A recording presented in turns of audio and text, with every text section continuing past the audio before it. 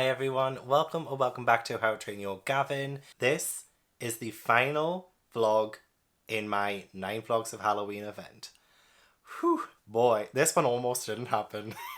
And I've been really excited to do this one. I think I've pushed this vlog back a couple of times. I was supposed to do this earlier in the year, but I thought this will be the perfect vlog to end for the 9 vlogs of Halloween that I'm doing. So I really hope you enjoy, and I am so excited. Okay, so in this vlog, I am going to be reading 3 books that inspired movies that scarred me as a child. I was definitely way too young to see these movies, and I have stories behind why I'm scarred by each and every one of these.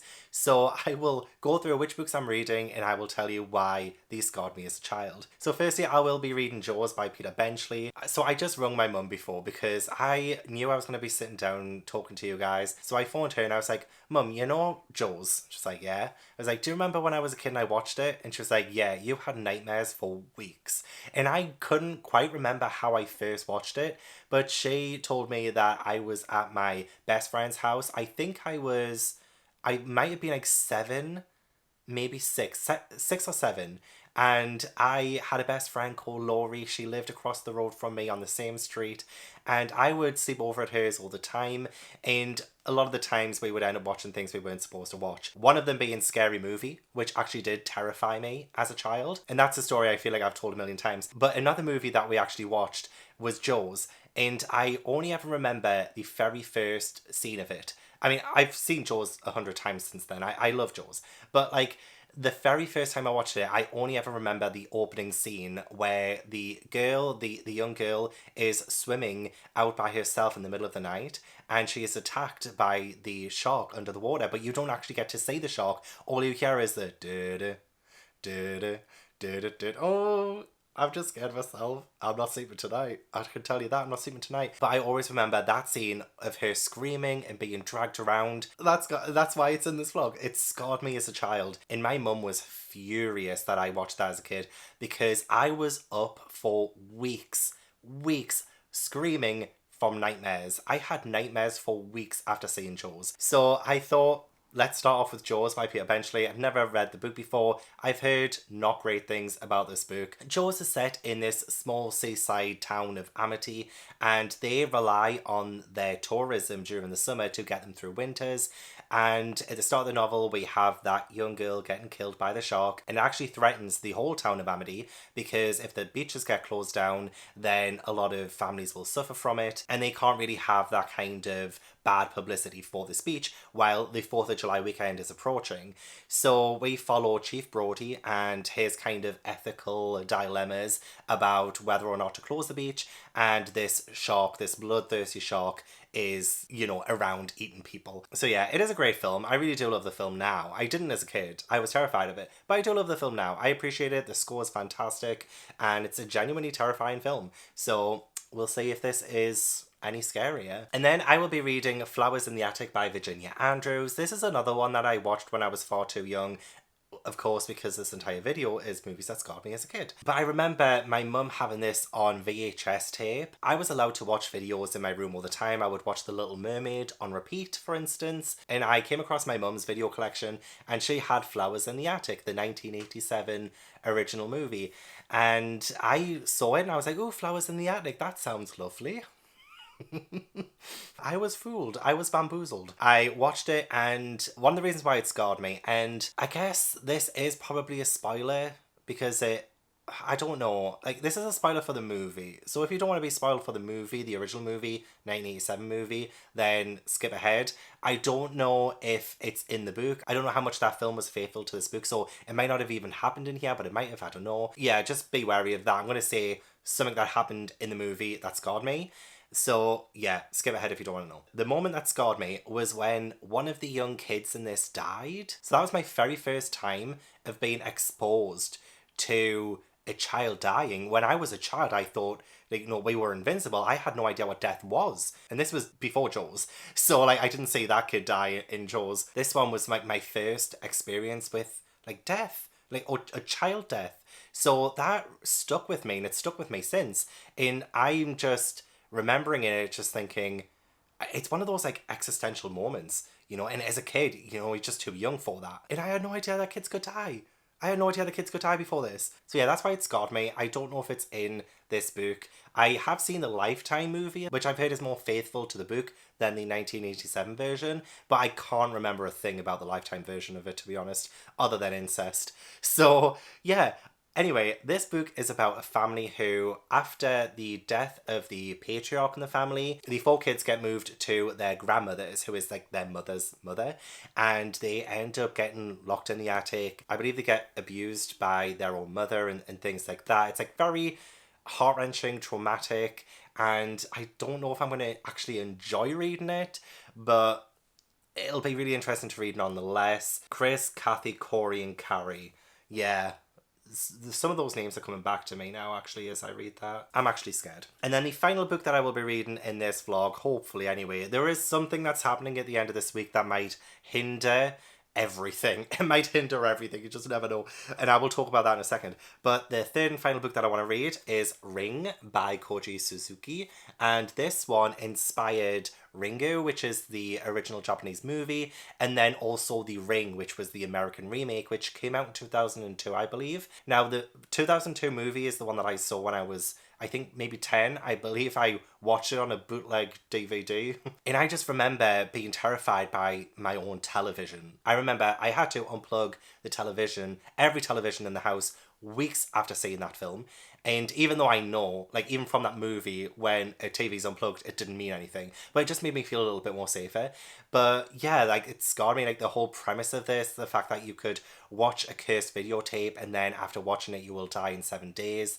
That is terrifying to me. And I have had my eye on reading this for a very long time. And I can only imagine the original source material is way more terrifying than the actual movie or like the American movie. I've not seen the Japanese original. I might see if I can try and watch that at some point, but I don't think I'll have the time. But we will see. We will see. But yeah, that's essentially what that's about and why it scarred me as a kid. So yeah, these are the 3 books I want to read in this video. So one of the reasons why I think plans might hinder my finishing of the third and final book is that at the end of this week, well, from Thursday, Friday, Saturday and Sunday, I'm going to be on a sort of getaway with some of my booktube besties. I'm going away with Ashley, Becca, Cody, G, Beth and her boyfriend, and we're spending like 4 nights together in a really nice house. It's kind of a cabin getaway, but not exactly a cabin. It's going to be like a really nice, like, big house that we're going to be staying in, and it was just like a really fun thing that we wanted to do after we all met up at Yalk. That'll be really fun.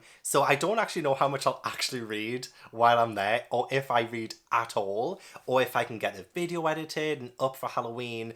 Who knows? Who knows? This is causing me stress and anxiety, not gonna lie. I don't know if this vlog is gonna make it to you guys on time. The crunch is on. Like, these are the real stakes. The real stakes of this video is, will I get it up on time? So yeah, 3 books. Let's see if I make it. Let's see if I make it. Oh my god.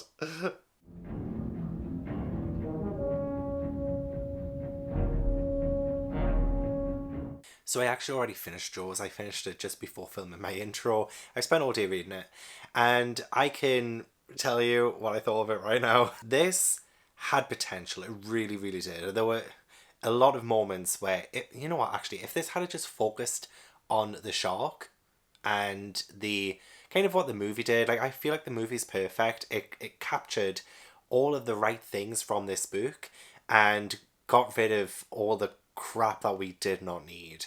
And I appreciate the movie so much more now. I love the movie. The movie definitely is better than the book. This did have its moments, and it started off so bloody well. Seriously, the first chapter, perfect. Perfect. It had the same essence as the movie, and the scene that really scarred me, you know, what's her name, Chrissy? She goes for a late night swim just like in the movie, and she ends up coming across the shark. What I love about this book, okay, so I will get into like things I love, and there will definitely be like, I feel like spoilers, but at the same time it's Jaws. So if you don't want to know absolutely anything about Jaws, then maybe skip ahead to Flowers in the Attic. But yeah, it's going to be hard to talk about Jaws without getting into some kind of spoilers. Although I don't really feel like anything's really a spoiler. Anyway, I love how it opens. I love the fact that we start with the grey fish moved silently through the night water, propelled by short sweeps of its crescent tail. And it's a great first line. And the fact that the narrator always refers to the shark as the great fish. He never refers to the shark as the shark or the great white shark or Jaws. You know, it's always the great fish. And I like that a lot. Every time I'm with a shark, there's tension. And I really appreciate that. I mean, I have the music in my head from the movie, but getting rid of that, I feel like just the way the shark is described, its movements, and its sudden appearance every now and then is its own suspense. It didn't need the music in the book for me to feel scared of its presence.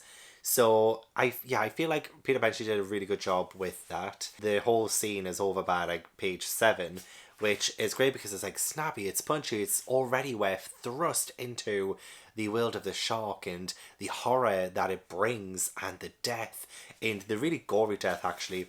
The rest of chapter 1 and like chapter 2 is, well, do you know the guy who she's with? Well, we stick with him a little bit more in this one, and he is trying to find her. He goes to the house, he can't find her there, and so he gets the police involved, and then they find her very mutilated body on the beach quite quickly, and it's just a gut-wrenching moment, and I just felt my stomach fall through the floor the way it's described, and it's so visceral. It has really great visceral description, and yeah, just the scenes with the shark is so fantastic. The second and third deaths of the innocent people as well happens quite differently as well. In the movie, a young boy dies, but there's loads of people around, and it's kind of like a party.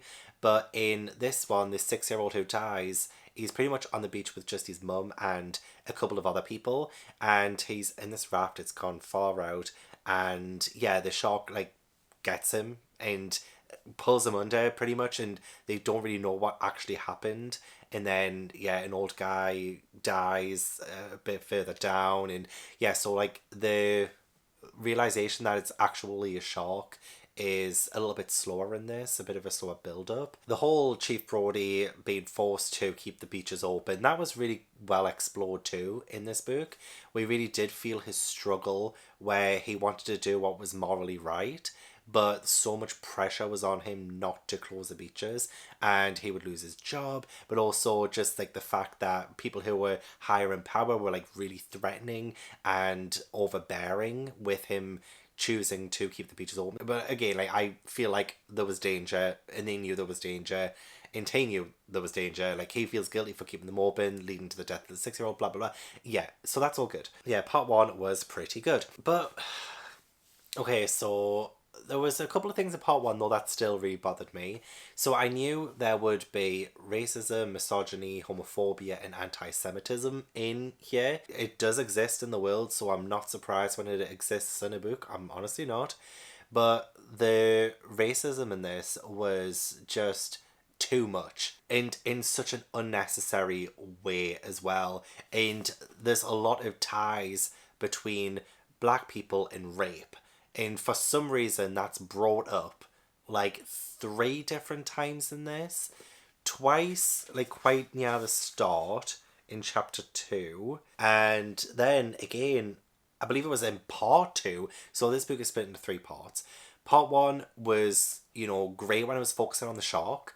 But then when it got to the actual lives of the people in Amity, I could not have cared less. And I hated the racism. Like that was just so uncalled for and unnecessary. There was no need for it. If there were racist scumbag characters, then yeah, sure, like that's an actual representation of the real life, real world. But the actual fixation on black people and rape was so uncomfortable and unnecessary. I hated it. And yeah, so like, one of the big things in part 2 is that Chief Brody, his wife is gonna cheat on him with Hooper, who is somebody who comes to help with the shark and stuff. Like he knows things about marine life and sharks.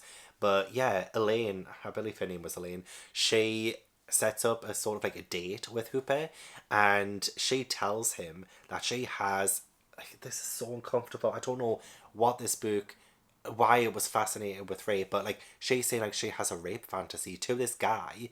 I believe they might have had a thing when they were younger as well in high school. Like he said that like they kind of know each other from then, and he said that he really fancied her back then, and so like she she wants to sleep with him, essentially. And she does. They do have this little sex escapade. But yeah, it's so weird. He says to fantasies, tell me about yours. She says, all mine aren't very interesting. I imagine they're just your old run-of-the-mill fantasies.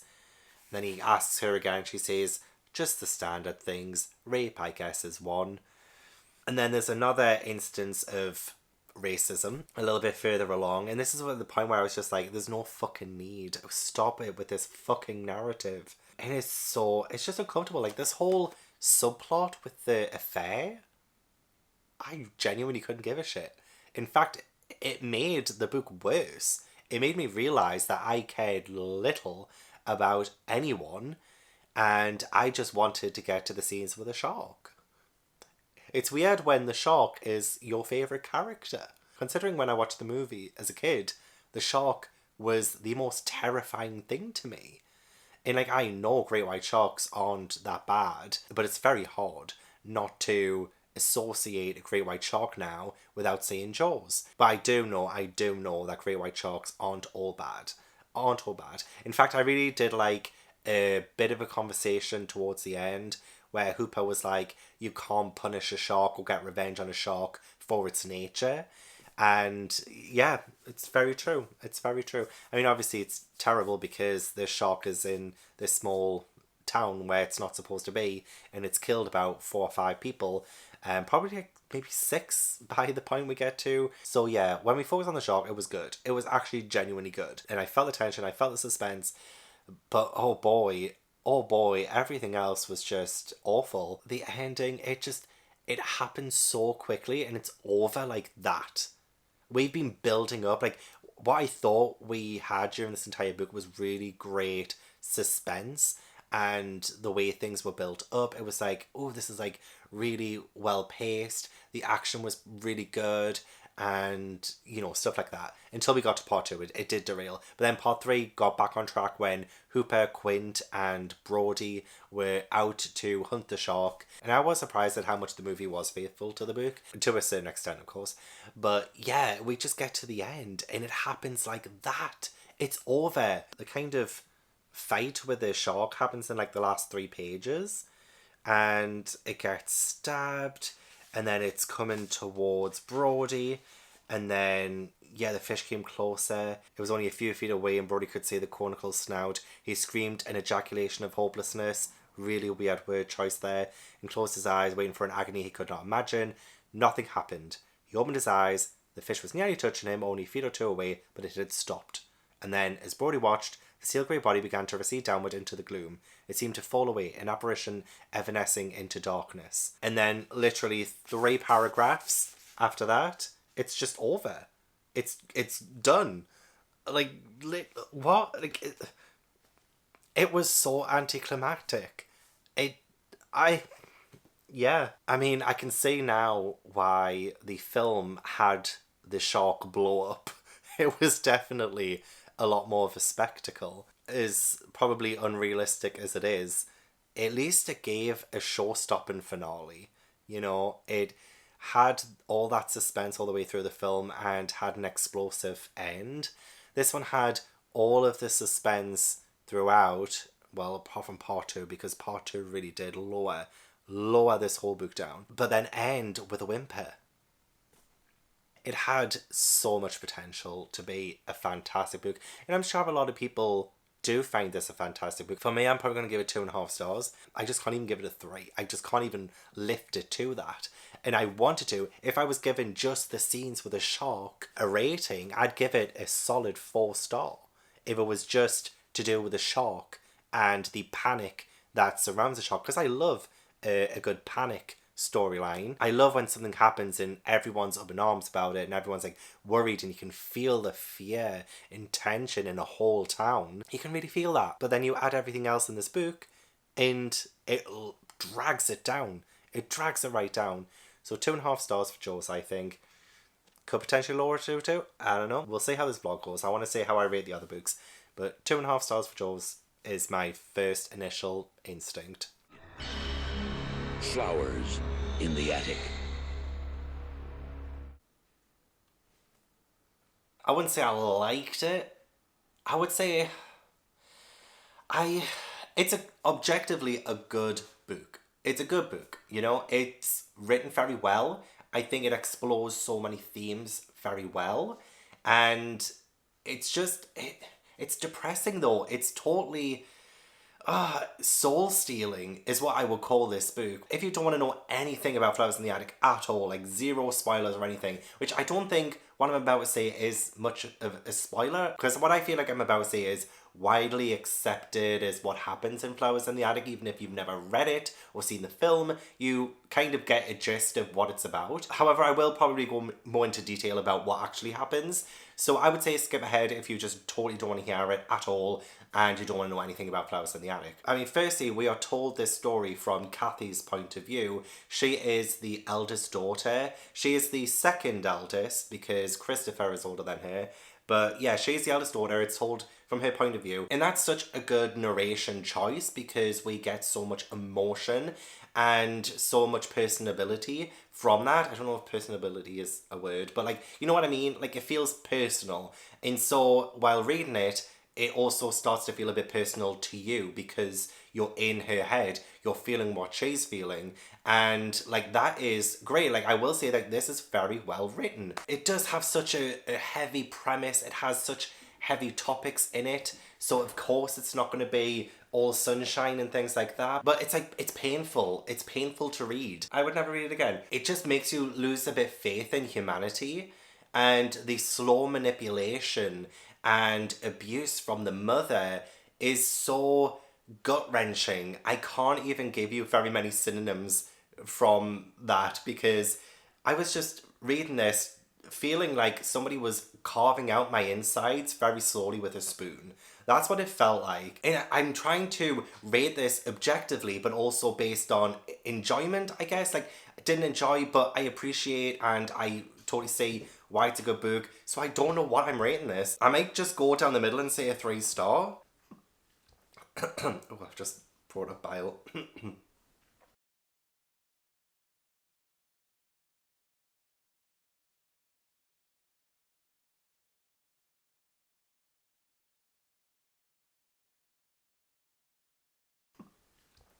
Oh, I've just brought up bile.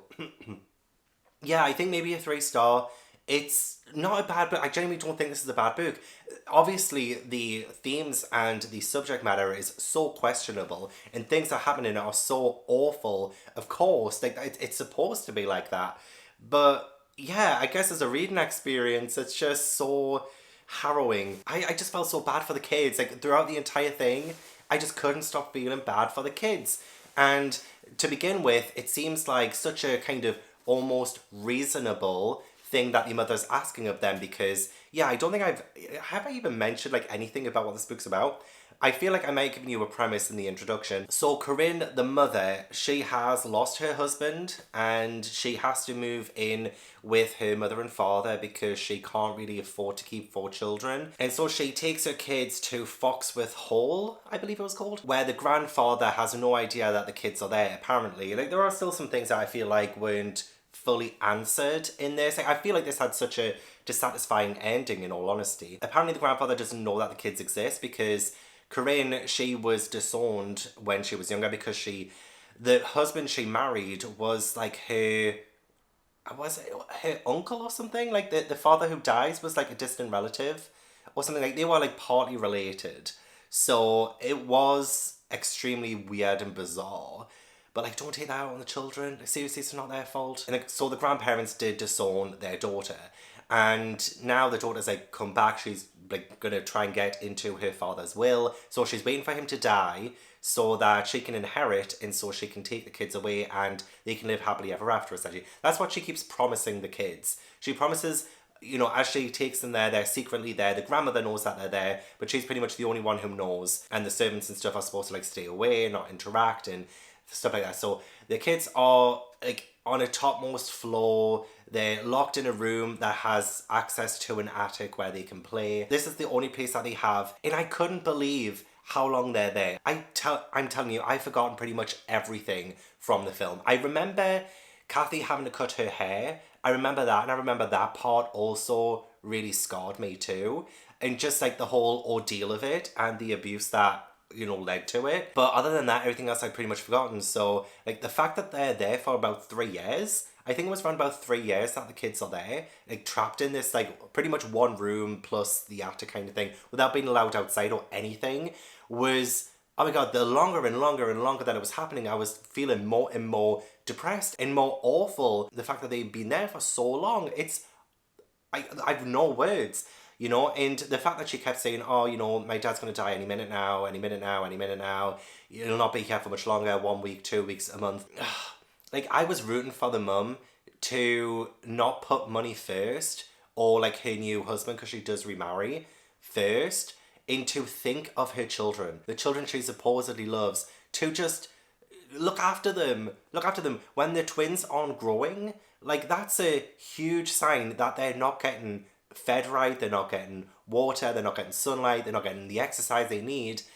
It's like, even if, like, at the start when it seems all reasonable because the mother is so manipulative, just judging from the outside, just like when you think about, like, even if she had the best intentions, say the mother really did want the children to live with her and live happily ever after with her, and she really did want her dad to die to inherit so that she can take the kids away and look after them. If she really did want that, even this reasonable plan of keeping them in the attic for that amount of time, it's like, what about the effects of keeping them up there? What about how it's stunting their growth? It's affecting their health so badly. You know, like, whether it was for a month, 2 months, 3 months, like, none of that was considered. And so that makes me think that the mother, she's either, well, one, and I don't like to say this, you know, lightly, stupid. She was blissfully ignorant of the fact that her children would suffer for no matter how long by being in just like the one place for that amount of time. Or two, she knew even before going to this Foxworth Hall that the kids weren't ever going to come out of there alive. Like, plans happened, and I totally forgot this from the film. I don't know if it was mentioned in the film or not, but what happens, what the mother does to these kids very slowly is like the worst thing a parent could ever do. It's awful, absolutely awful. And that makes me think that maybe she had this plan all along, because how can you be so ignorant to your children's health from the very beginning? It just, wow. Like, the fact that this book is making me feel things and talk about it and having this conversation, it does make me think that this probably deserves more than a 3-star. But I'm just like judging all of it at once and just like how I feel about it. But one thing that I think was a couple of things that prevented me from giving it any higher are a couple of things that happen that I really wasn't on board with. But of course, like, this is so hard to talk about. It's going to be a big conversation, this. But the kids, like, especially Chris and Kathy, they're, you know, teenagers now. They're growing up, they're hitting puberty and stuff. And, you know, they have questions. They don't know what they have to do with their bodies and stuff like that. And they're being oppressed and things. So they're being forced into this situation where there's kind of something that may or may not happen between them. And something happens with Chris later on, which trigger warnings for rape. But like at the end, or like near the end, I'm sure it's like the last 100 pages or something when everything really starts to happen. I would say like towards the middle, I was getting a little bit bored and like things were getting repetitive. The mother was promising to let them out and stuff, and they're not delivering. And then it was, I think, when the grandmother comes up and she catches Kathy and Chris, and Kathy's kind of like half naked, and Chris has like watched her. From that moment on, like towards the end, like that was when things were really like, you know, like ramping up towards the conclusion. And I'm not exactly complaining the fact that the middle part was slow. I think it only added to the fact that I was getting more and more frustrated. Just like the children are trapped there. Everything's so stagnant. They're not even growing. And I felt like the narrative perfectly encaptured that by not having a whole lot happen in the middle. And I was just pulling my hair out. I'm like, when are these kids going to get out? And I feel like that was the point. That was definitely the point. So I can't exactly complain that it was boring in the middle, when seriously these kids are trapped in the one place and like they can't do anything. They can't do much. And I think that's just like a testament to the writing, because that again made me want to pull my hair out. But yeah, anyway, so towards the end, Kathy, well, they're planning to escape and they're stealing from their mum's room. And Kathy goes into her mum's room and she sees her new husband sleeping. So she kisses him on the lips because, again, she's like confused. She really wants romance. She's in the time where she wants romance and stuff like that. Like, she is like, she's so confused, and I don't blame her. So she kisses him, she goes back to the room, she tells Chris about it, and then Chris rapes her, in saying that she is his. And it's really, really hard to root for Chris after this. Like, I feel terrible for Chris throughout this book because, again, he's in the situation with his siblings where his family's letting him down. His mother is letting him down. And this is abuse. Like, this is abuse he's going through as well. But then when the rape happens, I find it hard to root for him again. It's a bit of an unforgivable moment for me. And I know Kathy, like, instantly says there's nothing to apologise for and stuff like that. But that, again, shows just how abused they were. And, like, this is hard. This is such a hard book. From that moment on, I was just like, I can't. Like, this is too much. This is too much for me. And it was too much throughout the entire book, in all honesty. We had Chris have to slash his wrist and feed them blood because the grandmother was starving them after she caught Chris and Kathy was only naked. Like, they didn't do anything. But, you know, the grandmother is awful. She's evil. She's like evil incarnate. Just, it's so bad. Yeah, there was so many things that really made me feel so freaked out and gross. And then, you know, ramping up towards the end, it turns out that their mother's been poisoning them very slowly through these, like, sugar donuts, which is what I remember from the film. I don't know if it was donuts in the film, though. I don't know if it was cookies, maybe. So they've slowly been fed poison. And Corey, obviously, like, has more than the others, so he ends up dying like he does in the movie. And again, that part hit me. It hit me like a train in this book, because I was like, I felt the need to protect these kids. I wanted them to escape for so long, and now one of them's dead. And then we find out at the end, it's a bit weird how they find out Chris is trying to find things to steal so that they can escape, and he overhears two people talking about it. So I found that a bit of a weird choice to have that revelation. But yeah, it turns out that their mum has been poisoning them for a long time, and their grandfather has been dead for a year. So, like, she has inherited, she is wealthy, but she still kept the kids in that attic.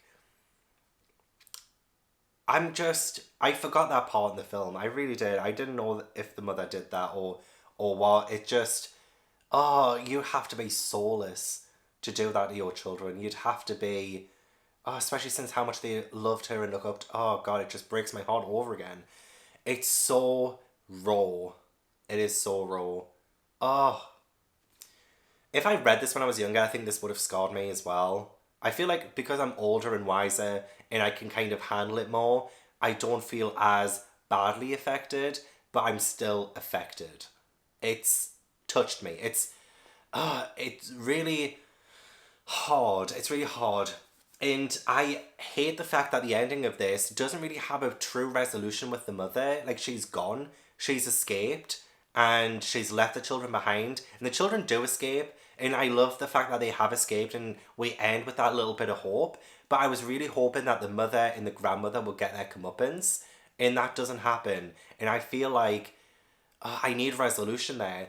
I have heard from some people that in the second book, which is called Petals in the Wind, I think, we do get a resolution with the mother, which I'm wondering, should I read the second book? Because I do feel like I need to close this chapter. But I do think there's more books after the second book, and I don't think I can do more than another book of this series, in all honesty. But I think I would read one more just to get resolution on that side of things, because I need karma. I need karma to strike, and I need it now. I want these poor kids. I mean, there was, again, so much more that happened, and so much that really made me feel so bad.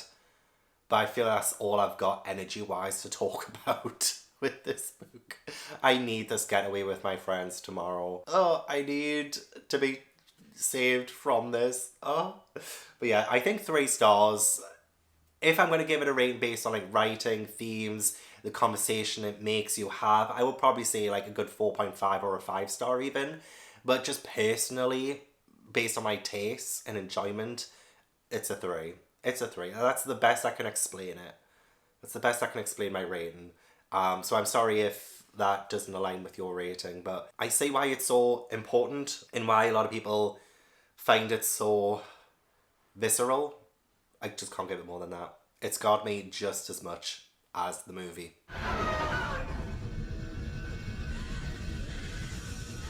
I need to make this a quick update because I have my train in just over an hour. I have literally just finished packing. I still have my backpack to pack with like my laptop and camera and stuff in it. So like packing's not really 100% done, and I need to go to the shop. I need to make sure my cats have enough food to last them while I'm away. And don't worry, my housemate will be looking after them while I'm gone. And yeah, I still need to book the taxi. I still need to make sure that I can get over there on time for the train. It's like nearly 12.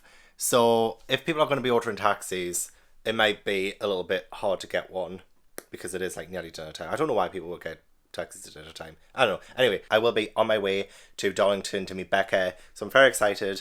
Let's go on another road trip because obviously we haven't had enough of those on this channel.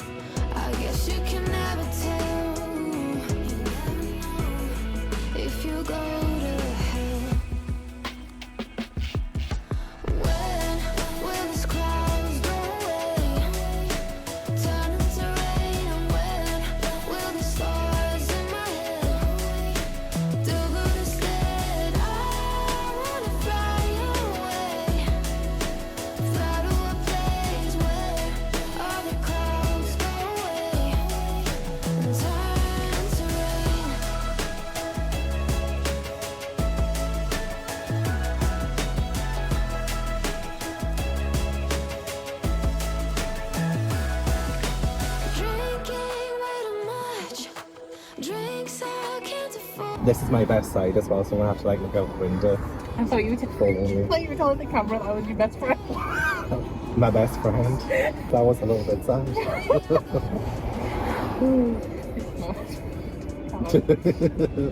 I mean, it can be if you want to. Be my best friend. Sure, why do you need one? The likes I should. Like, change your driving. Change your driving. You can. You're an actress. I should have like let you bite it before putting it like fully in your mouth. Would you like some prosecco to wash it down? Yeah. Brilliant. I'll crack it open. Oh no, you can have it. I'll try not to tip your camera. I'll do it. I think.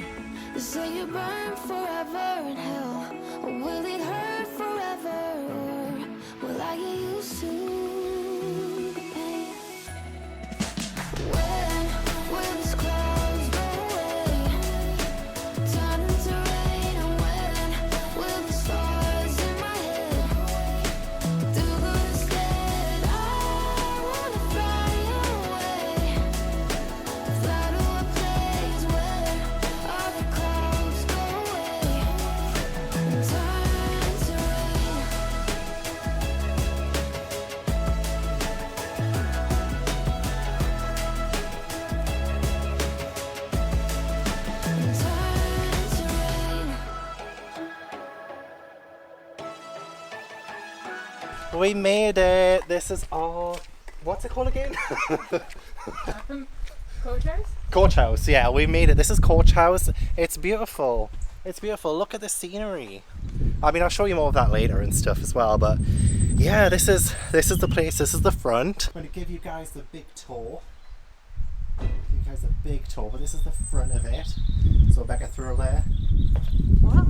Go, just go. Yeah, you come in through the door and we come straight into like the kitchen and dining area. This is so nice. This is so cool. Kitchen. Me and Becca were the first ones to arrive, so we're still waiting for Becca. So we're still waiting for Cody, G and Ashley and also Beth and Nathaniel. This is the locked door. It's a secret. Come up here and it's a bit like, I mean, there's a random shower here. It's not a bathroom. It's a random shower. We have wash machine, sink, things I don't really need to say. There is an outside, but that's locked and I don't know where the key is. So that, I think that's like a back garden-ish thing. It's towards the toilets. I'm out of breath. But look what's in here. Look. It's terribly dark. I have no idea what that is, but I'm thinking paranormal investigation later. I don't know about you guys, but that's what I'm thinking. We have a toilet, which I've already used. Where's my Prosecco? You just need to see the living room. It's just Becca. Oh, there it is. I can see you wear a coat rack anywhere. I brought my raincoat in case I have to go out to the car and it's raining. Ah, fair. I put my coat for some reason up in the wardrobe upstairs. I'll bring it down. It's better down here, innit? Silly me. But yeah, I've shown you all of this. This is the living room. And log fire, which Becca knows how to use, so we're going to be putting that on later. The TV, honestly so cozy. What this place could do with is some fairy lights, I think. And then we'll come up the stairs. I want to show you all the rooms before everyone gets here. Me and Becca have claimed the first bedroom. First one's here, so we deserve it. But yeah, this is our room. Lush. We're going to be sleeping in the same bed. I do hope Becca keeps her hands to herself, honestly, the frisky bitch. This will most likely be Cody's, Ashley's and G's room with the 3 twin beds. Oh, he's so cute. Little teddy bear. I think those teddy bears are possessed by demons, not gonna lie. And then the final bedroom, this one will be Beth and Nathaniel's. Beautiful. And then finally, the final bathroom. It's beautiful. I love the wood beams. But genuinely, this looks like an actual haunted place. I don't know if I've just got ghosts on the mind and demons, but I feel like this is a genuinely haunted place and I'm about to use my paranormal expertise at this kind of cabin / house. Yeah. Good lighting though, isn't it? Yeah, you see how mine's like a bit different? Yours, like I've got... Fucking hell, that just fizzed everywhere. We did. I'll slurp it up.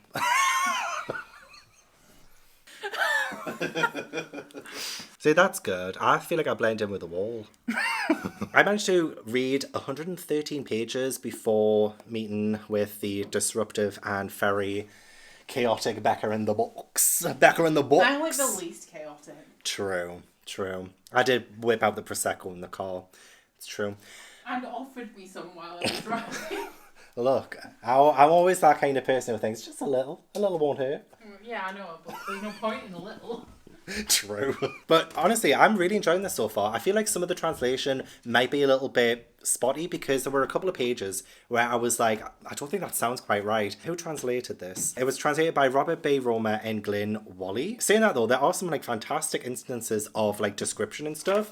So in the first part, and I was instantly enamored by the story, honestly. Like in the first part, like this is what the building is described as. It says, a maze of pipes and conduits crawled along the factory walls like blood vessels or muscle tissue. Like it has some great description in the first part of this. So I've actually read the first 2 parts. I'm on part 3. And so much has happened. In the first chapter, we meet this young girl and it's very ominous because she feels like something's about to happen. And something does. She just like dies out of nowhere. And at the same time, somebody is on a motorcycle and he dies just out of nowhere. And a taxi driver tries to help him, but can't. And then in the second chapter, we meet Asakawa, who is our main character. He's a journalist, I believe he's a journalist. And he's now trying to find out what happened to them because the girl who dies at the very start, it's his wife's niece who dies, and he starts to piece together the fact that these strange instances are happening because 2 other teens died at the same time. So now he's tracked it down to this cabin, and he's found, well, the videotape, I can't remember how it happens in the ring, to be honest, but he's found the videotape, it's blank, and it's behind like the manager's like office space, and he gets it. And he starts watching it, and the videotape itself is a lot longer than what I've seen in the American remake of The Ring. And it even says in it as well, follow these instructions so that you don't die. But then someone's recorded over it with a commercial, so he doesn't know how to save himself. So he's like, crap, what happens? So he does get a phone call, but nobody says anything. He just knows in his head that he only has 7 days left to live. So like, I'm finding it so interesting just how different it is to the American remake, and just how it's suspenseful it is. I'm really enjoying it, actually. I feel like this is probably like the best book I've read so far on this vlog. And yeah, how many pages? I think I've only got about like 300 pages left, and I'm reading it quite quickly. It's just so engrossing, honestly. And Isakawa seems like quite a good main character, actually. He feels very proactive and very productive, and he's not really letting anything, you know, strange happen to him. He's really going out of his way to find out like what's going on and get to the bottom of it. So it'll be interesting to see how he kind of solves it and how he finds a way of saving himself now that he has 7 days left to live. And I love it. It's like a ticking time bomb, you know. So yeah, I'm really enjoying it, and I'm looking forward to read more, although I don't know how much I will actually read. As soon as Jay, Cody and Ashley get here, we're going to read fuck all. We're going to read fuck all, I think. So I'm just going to be like this. I'm going to be like this with the book just every now and then, socialising, but then just like, yeah, reading. That's what I'm going to be doing. Megan and Becca are going to have a shag now, and I will see you guys later.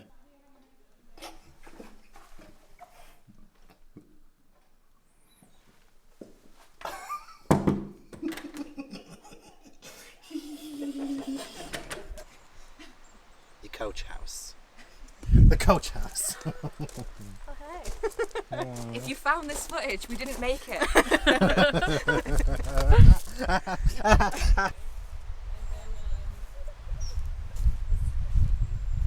Yeah.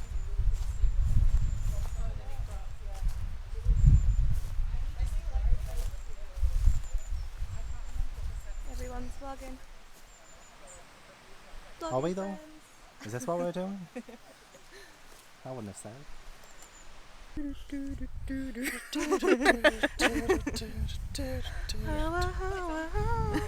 All the ladies pop your pussy like this. I'm sleeping tonight. Well, I'm sitting where? Oh, we're good at that. Yeah, that's all I'm going to be doing all weekend. Ashley in her natural habitat. The dirt. There was a mushroom, wasn't there? Is there any on that corner? So it's not next to the light. I don't think so.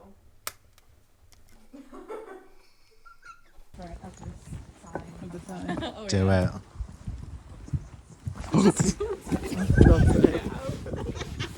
You totally did not say that. It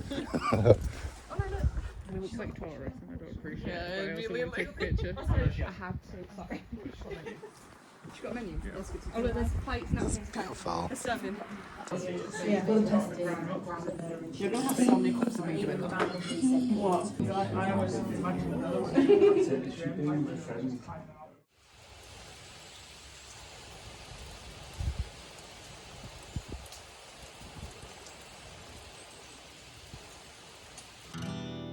Bet you don't even know my name, but that's okay, I can't blame you. You've got better things to worry about, like kissing strangers when you go out, spending time with all your friends. Wish I had the guts to ask you out sometime, but I know this could never be.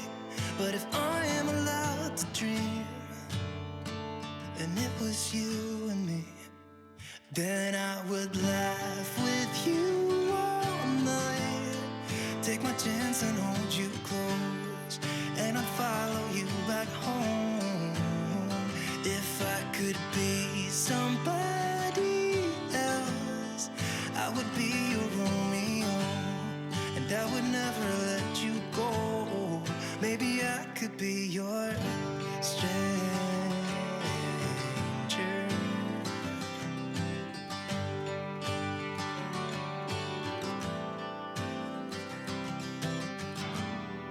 One too many and strobing lights.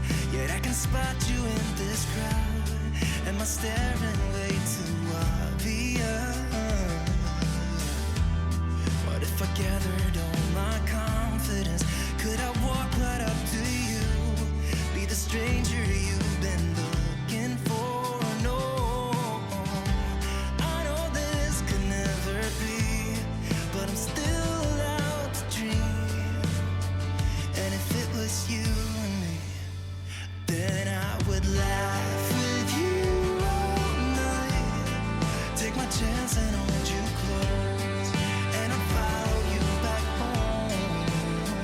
If I could be somebody else, I would be your Romeo, and I would never let you go. Maybe I could be your stranger. Maybe I could be your stranger.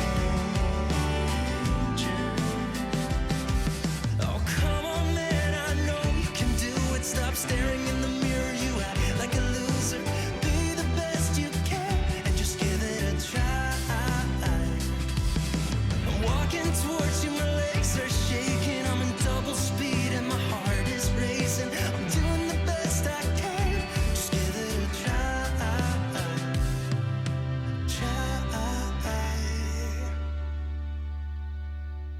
And now you laugh with me all night. Took my chance and held you close, and I followed you back home. No need to be somebody else. I can be your Romeo, and I will never let you go.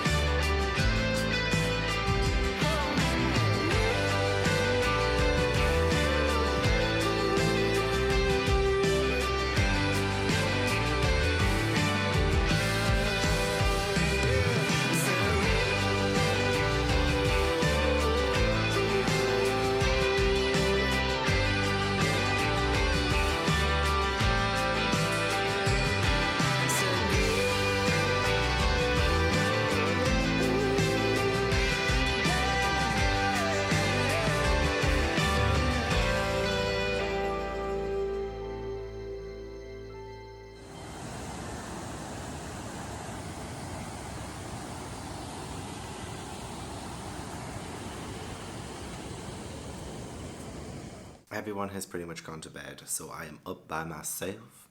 It's kind of scary down here as well, especially with everyone being in bed. So today we went to Summerhill Force and Gibson's Cave, I think it's called, for a good few hours. We were chasing waterfalls. We were having the time of our lives. It was beautiful. Never been in nature for so long and loved it so much. It's gorgeous, absolutely gorgeous. I love running water. I love waterfalls. That might sound a little bit weird, but I do. So it was a very refreshing day. It was a very chill, very refreshing day. And then we came back, we had food, and it was just nice. It was nice. We watched a lot of TV. There's just a lot of sounds down here, not gonna lie. It scared me a little bit. I didn't really get too much more of the ring read. I'm on page 141. There's some weird stuff with the main character's friend. He just casually, and I've mentioned so many triggering things in this vlog, but trigger warning for rape. But his friend just casually mentioned about, do you remember that time I first raped that woman? And I mean, one, first, so there's more. And second, why are you friends with this person? Even the main character's like, I shouldn't be friends with him. But they've been friends for like 15 years or something. But he has shown him the tape, which means this rapist bastard pig is going to die in 7 days. So I'm happy about that. Unless they figure out a way to break the curse. So part of me is hoping that they don't actually break the curse, because he needs to die. But it was just really randomly placed in. Jaws had it. Flowers in the Attic had it. Ring has it. And I'm just like, I don't need it. I don't need it. But so far, nothing really much else has happened. The main character has gone to his friend for help. They're trying to figure out the locations that are in the videotape, and they're trying to pinpoint when it was filmed, you know, just to try and get some insight into what's actually happened and what the tape's about. They haven't really made much progress yet. Neither have I. So yeah, I'm probably, it's only like midnight. I'm usually up until like 3 o'clock anyway. I might try and read for a little bit in the living room, just for a little bit, and see how far in I get. But yeah, I'm not really that tired yet, in all honesty. I could probably just chill for a bit. I'll just chill for a bit, yeah.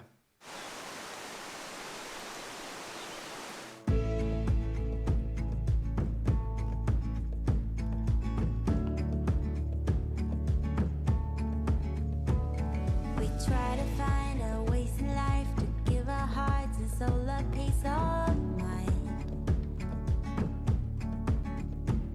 But you just wanna drink your wine and grab the glass and let it go down. But I can't hold you any longer. I can cope 'cause you're a storm. I wake up feeling even smaller, even when the storm is over. Was it all in my head? Did we try to hard and lost it all instead? Was it all on me? Oh, you backed away so far I couldn't see how far you drifted away. Along the street, how far you drifted away, away from me. I held your hand when time was rough. I tried to keep your feet on the ground. But you just wanna drink your beer and grab the glass and let it go down. We're going down. Now I can't hold you any longer. I can't cope 'cause you're a storm. A storm, a storm. I wake up feeling even smaller, even when the storm is over. Was it all in my head? Did we try to hard and lost it all instead? Was it all on me? Oh, you back away so far I couldn't see.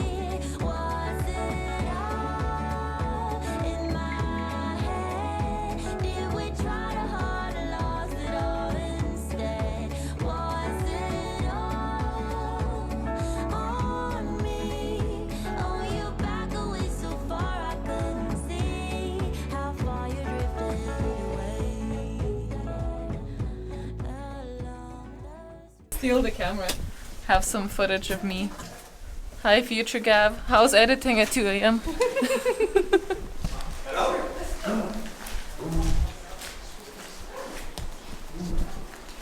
you have a message for future Gav, please? You're a hoe. Message for future Gav? For future who? Gav.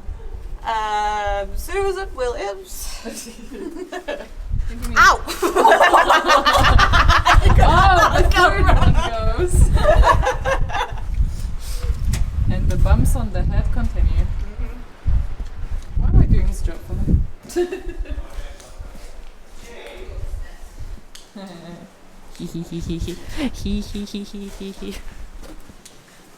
Hello? Can I have my camera? Maybe. What's the secret word? Please. No, but I'll give it. It's dark in here. Oh, hello. Hello. I'm not stuck at all. This is like an adventure. It actually is. I think this. How do I get through to you? Oh, I had to go over, but if you want to go under, I'd say go under. Hello? It's a little bit hard.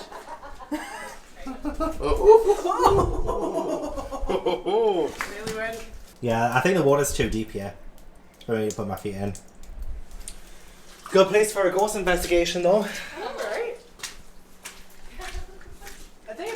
you see over the wall? Can I see over the... Oh, hello. Friendly ghost. You're a wee ghost, you're Susan Williams. But you just wanna drink your wine and grab the glass and let it go down. But I can't hold you any longer. I can cope 'cause you're a storm. I wake up feeling even smaller, even when the storm is over. Was it all in my head? Did we try too hard and lost it all instead? Was it all on me? Oh, you backed away so far I couldn't see how far you drifted away. Along the street, how far you drifted away, away from me. I held your hand when time was rough. I tried to keep your feet on the ground. But you just wanna drink your beer and grab the glass and let it go down. We're going down. Whoa! Now I can't hold you any longer. I can't cope 'cause you're a storm. Which way are you guys doing it? The long way at the front? The hat's so good. The hat's amazing I because can't see. I don't know if I can put the glasses Oh, that's over so my good. glasses. Oh, look at your little hat. Why have you put your glasses on underneath? I think I need to put my glasses off. well, But someone has to like just help me then.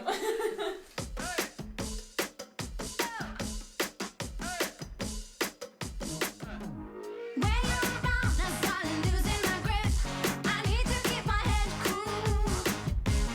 Don't keep me waiting on a Saturday night. I got a soul that I like to fool. Sooner or later, I'll let you go. And I'll listen, learn. There's beautiful ladies on the top of the chain will be enjoying your first turn. Just the way you look tonight, I'm checking you out. There's only one way you keep setting me up. There are moments when I feel there's another way out, but I'm lucky just to have you on a Saturday night. Alright.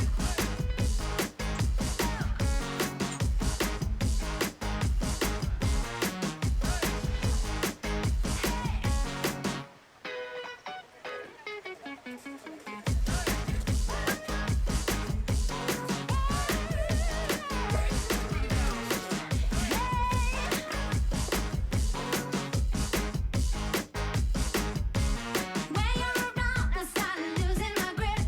I need to keep my head cool. Don't keep me waiting on a Saturday night. I got a soul that I like to fool. Sooner or later, I'll let you go.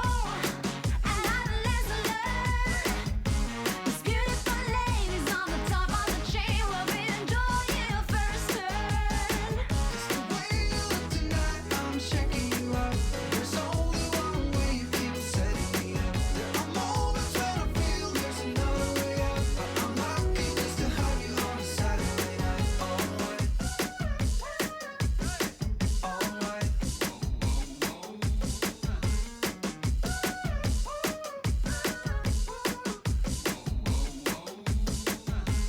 When you're around, I start losing my grip.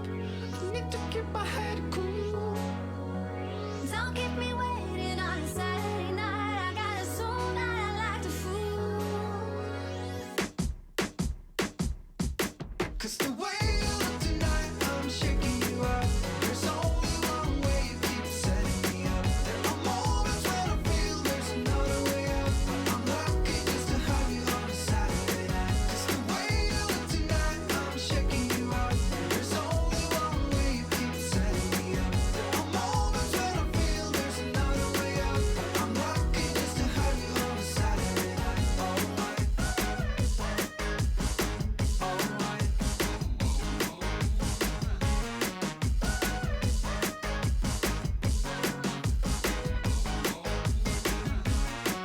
right, I'm not going to lie to you guys. I did end up having to skim quite a lot of the latter half of this book. I did take in a whole lot though. I did get every single important part of the story, and I'm so conflicted with this book actually. Firstly, I'll talk about my day, shall I? Yesterday, I don't think I gave a chatty update yesterday, but yesterday we did do a little ghost kind of photo shoot outside. It was so much fun. We got so many amazing photos as ghosties, little ghosties. We had a fantastic photo shoot. I have put them in this vlog so that you have not missed them. If you have missed them, then go back. Carved the pumpkins last night, and mine came out really shit, as it would. I tried to do a cat, but it ended up looking like a penis. And then I tried to do like scream phone, you know, that Casey Becker uses. And then it just all fell apart, and I was like, you know what, let's do a masquerade mask. And then I can join in on the pumpkin head photo shoot, and I can be the baby. So that was really cool. That was really fun. So we did that today. We did the photo shoot today, and then went down by the reservoir, which was really lovely and nice. And yeah, we've been back. Ashley, Nathaniel and Beth have gone out to explore a bit more. Me, Jay, Becca and Cody are living our old people lives, and we've not exactly napped and stuff. We've done very peaceful things. So I did end up finishing this book as we had our peace and quiet as old ladies. It's kind of like Jaws, where I really enjoyed it when it focused on the horror aspect of it and it focused on the shark. Like, I would have loved this more if it had have focused on just like kind of the videotape, the investigation, as well as like the deaths that come from it. Like, I'm kind of disappointed that the people who die from this die because of sudden heart failure. It's not creepily someone coming through a television and killing someone, you know. It's nothing like that. It's just very, I guess it's just down to imagination half the time really, which is fine, but I would have preferred something a lot more visual. But you know, it is what it is. But I just feel like the more this book went on, the more I started to dislike it, especially because of the characters. The main characters were bloody awful. That Ryuji, he was a pig. Like, he was awful. And then even Isakawa, he really started to piss me off by the end of this book too, especially when we got more information about the young woman who is the person who was like killing people. I mean, she's not like physically killing people. It's kind of hard to explain, but this videotape, this woman, her name was Sadako, I believe. Yeah, Sadako Yamamura. And she has like psychically projected these images onto this videotape. And so it's not really like her killing people. It's like, it's kind of like a virus more thing, which you kind of do get a sense of in the film, but you don't really feel it as much as you do in this book. It feels definitely a lot more like a virus that needs to be passed on, and I like that aspect of it, but I just feel like it could have been a lot more visual in that respect. But yeah, poor Sadako, she is the kind of Samara, the person who the American remake renamed her to Samara.